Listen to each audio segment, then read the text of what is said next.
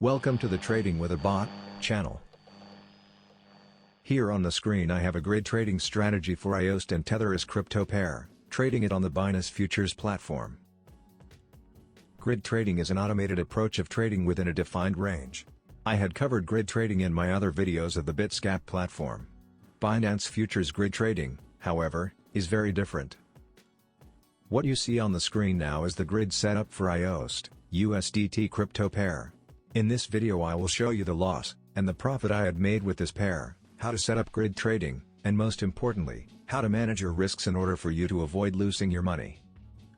Unlike with the regular, spot trading, where you buy, hold and sell crypto tokens, in futures trading you are buying and selling contracts. Note that I am trading perpetual future contracts. A traditional financial instrument such as a futures or options contract will have an expiration date, but the perpetual contracts will continue to stay valid indefinitely. If you are not familiar with these concepts, I left a link below, in the description, for you to learn the basics. Before I go into the details of this grid trading setup, and my approach to grid trading, I want to show you the results I achieve. What you see now on a screen, is that trading this pair is producing a loss. I purchased 5 buy, long, positions as the price went down, and they are now waiting to be closed when the price will go back up. This had happened within less than a day. All sell, short, orders were closed, and the strategy had a realized gain of over 100%. As I close this setup manually at the market price, you will see that my final realized profit was 128%. I had achieved it with an initial investment of $5.20, within 2.5 days. And now, I will go step by step and explain how I set up my grids to avoid buying short positions, and how I measure my risks to avoid my positions being liquidated, and losing all my money. I have a very simple approach to grid trading on Binance Futures. It consists of 3 steps. First, is that I always choose perpetual contracts. When trading futures, you are not buying and holding tokens, but instead you're buying a contract of the token's future price. You either think the price will go up, and you open a buy, long position, or you anticipate that the price will go down, and you open a sell, short position. If the price goes into the direction you predict, you are making money. Perpetual futures contracts do not expire. So it does not matter when the price goes up or down, as long as it eventually gets to your long or short position, and this position is closed and the gains are realized. 2. I never short the market when grid trading. This is the second key element of my strategy. When I set up my grids, I always make sure that my upper limit is right below the edge of the current price level. I will show you this with an example in a moment. The reason for this approach is simple. If you open a sell, short position, it may never get closed if the price continues to go up, and your losses may be extremely high.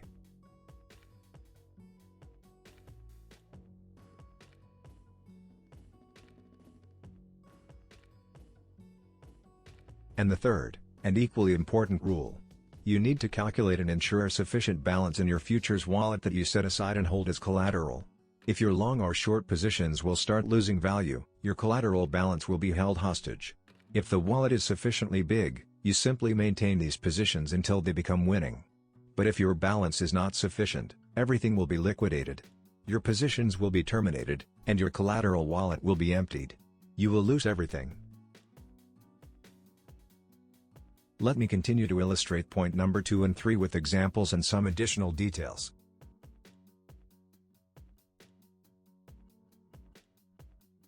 Within the grid setup form you will see the last price at which the crypto pair's futures contract is trading. When you create your grid, your upper price should be right on the edge and slightly below the value of the last price. The market's last price value will jump up and down every second, so once you create your grid, verify that you have not opened any sell, short positions. Here, as I go into my active grid panel, and view the grid that I have just created, I am making sure that I only have buy, long positions opened. Sometimes the first buy will be executed immediately, if the price is fluctuating up and down, and sometimes you will need to recreate your grid with a higher upper limit, to trigger the first buy.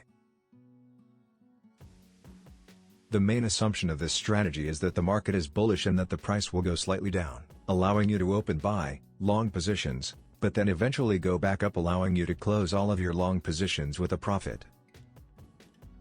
Remember, if accidentally you first open a sell short position, you may lose money if the price will continue to go higher and higher. So, terminate your grid manually if your first position is a sell, and create a new one again.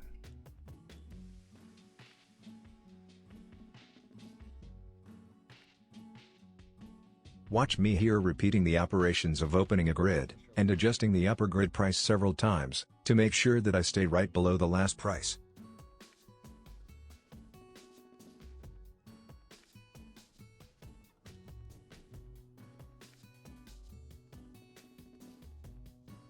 Grid is opened, and I go to verify if I did not accidentally start it with a sell.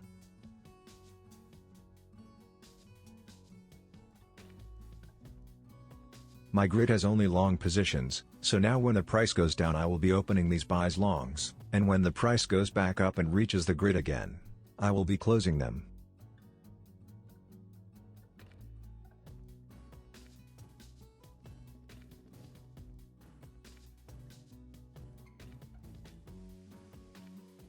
Now the grid is activated, the price is going down and my long positions are being opened. This is exactly what I want.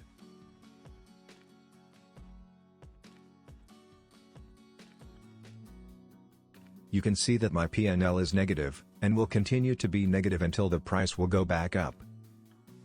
Here you just sit back and watch the grid framework to automatically perform buys and sells. What you need to make sure, however, is that you have enough collateral balance to avoid a liquidation if the price will continue to go down. How much collateral balance should you hold? More than you think. Let me illustrate this with the last part of this video and the last rule of my strategy: maintain a sufficient account balance to avoid liquidation, even if the price drops down to zero.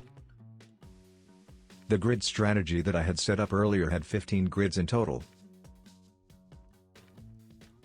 I will now perform a manual calculation of how much collateral amount I need to hold in my balance, in case the price will continue to drop and all of my 15 grids will be opened with a buy long position.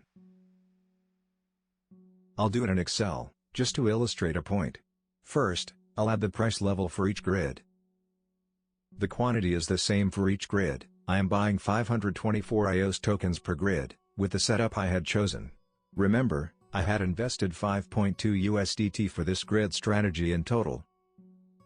Now, let's calculate what happens if the price continues to go down and I continue to open buy long positions. I want to see how much balance I need to hold in my futures account if the price will drop to zero.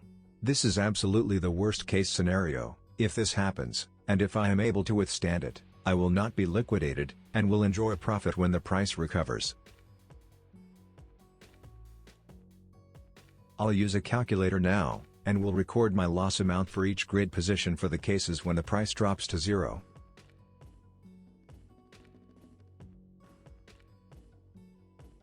In the calculator I am simply reflecting my setup, the 50x leverage that I have, the quantity that I am buying per grid, and most importantly, each grid will have its own entry price. To repeat, I will simulate a situation of the price dropping to zero, and will record the P&L amount. That's the amount that I need to maintain in my margin free and unused. Your potential losses, or profits, will add up, so I need to perform this calculation for each grid. Since the entry price is lower, the possible loss amount is also lower, but it is still worth considering, so I am carefully recording it for each position now. I think you are starting to see my point. Even if you allocate a small amount to grid strategy, the high leverage will increase your possibility of profit but also of a loss. I have allocated only $5 with a 50x leverage. If I want this setup to have no risk of liquidation, I need to have several hundred of dollars staying in my futures wallet as a possible collateral. Another factor that impacts the total amount you need to hold is the number of grids. The more grids you will request to be implemented, the higher your stake and thus the leverage that you need to maintain. 257 USDT. This is the total amount you need to leverage, in case you'll buy all of these long positions, and the price will drop to zero or close to zero. If you have less than this, all grids that you open will be cancelled, and your account will be emptied.